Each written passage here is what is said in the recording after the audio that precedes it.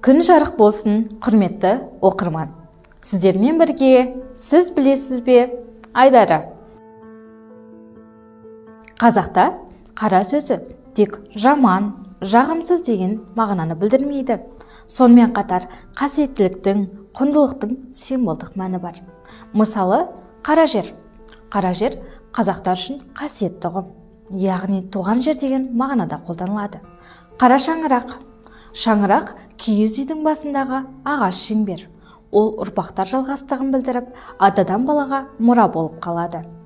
Мұраға қалған үй қара шаңырақ деп аталады. Қара қазан. Қазақ танымында ерекше орын алады. Қара қазан байлық пен бейбіт өмірді бейнелейді. Ал төңкерілген қазанды қазақтар аштықтың белгісі деп ырымдаған. Қара сөз, даналық сөздер. Қара домбыра, қасиетті домбыра. Қара қазан көтеру, ет асу деген мағынада қолданылады. Қара сойып той жасау, қорадағы ең ірі малды сойып той жасау деген мағынада қолданылады. Қара халық, қарапайым халық.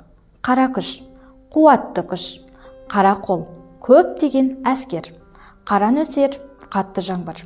Қара суық, қатты құрғақ суық. Қара жұмыс, ауыр дене жұмысы. Қара қылды қақ жару, әділдік турасында айтылған. Қара көз, әдемі көз. Мойылдай қара мұрт, әдемі қап-қара мұрт. Қарағым, қарғам, қарашығым.